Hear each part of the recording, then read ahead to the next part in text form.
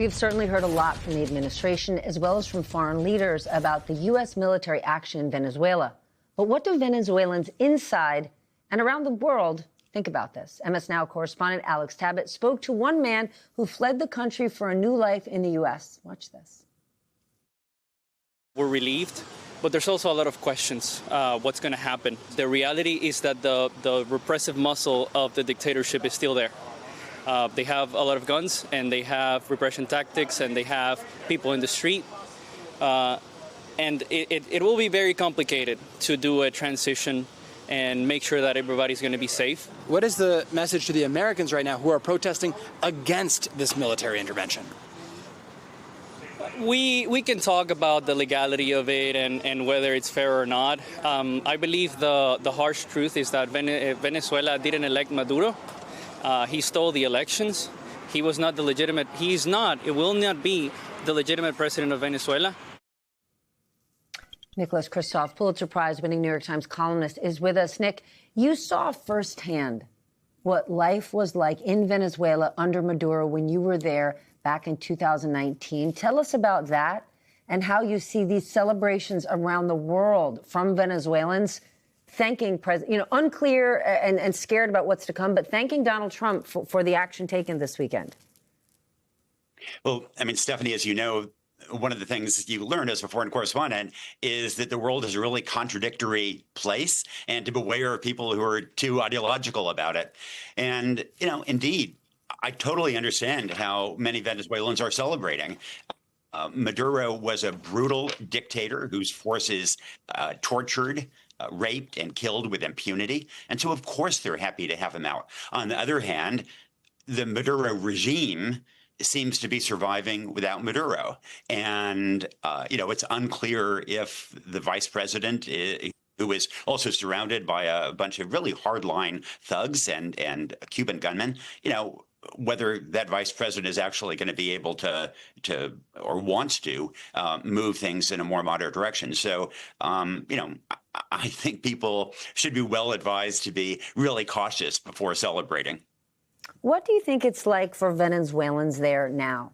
Right? Are they able to freely express their feelings about what happened?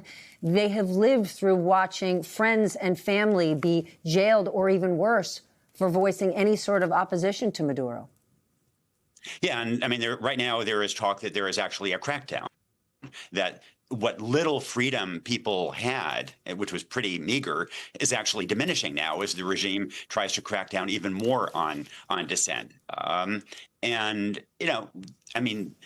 People are so frustrated both by the lack of political freedom, but also by the lack of health care, the lack of food, the sense that the government is just investing in these gunmen who roam around and enforce their edicts.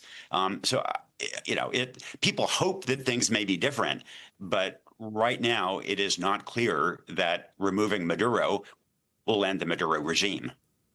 Trump has said he is willing to put boots on the ground in Venezuela if the government doesn't cooperate with us.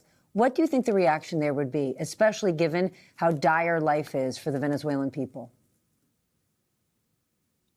So in Venezuela and around Latin America, there's understandably a deep suspicion when the United States talks about sending in troops to liberate people.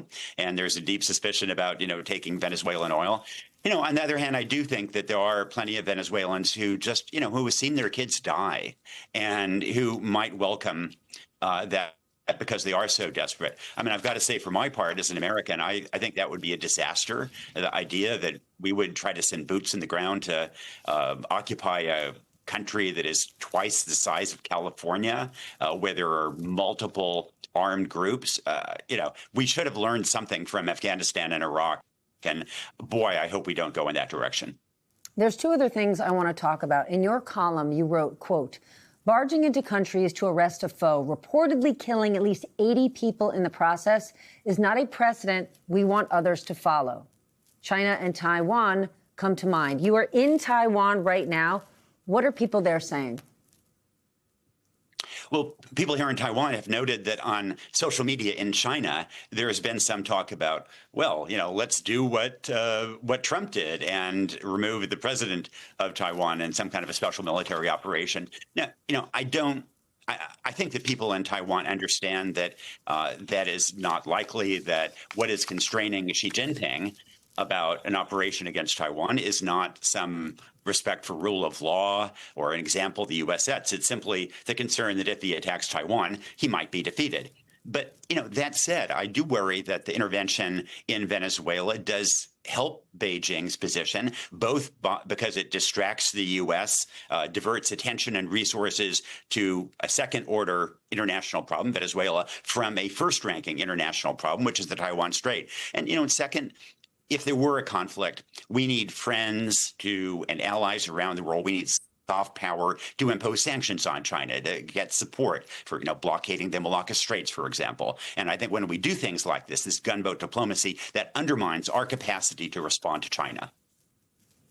Before we go, we are also seeing growing protests in Iran, set off by an ongoing economic crisis there. Trump threatened to intervene if that government cracks down. Where do you see things headed? Because the New York Times is reporting that Iran's leadership is now looking to offer people $7 a month just to stop the protests. $7 a month won't do anything. That won't stop the protests. But, fear and repression may. We've seen mass protests before in Iran, and they've been crushed by brutal suppression of forces. But I've got to say, Stephanie, that I have rarely been to a dictatorship and reported in a country where there is so much frustration at the hypocrisy of the regime, at the corruption. And, that is not just the young people who want to wear Western-style clothes in North Tehran. That is in conservative rural parts of the country where people are, deeply faithful and yet just resent the corruption of the mullahs. And so I think that, I wouldn't want to predict it, but at some point, the Iranian regime is going to topple, and that will be transformative for the region. Will that happen now? Who knows?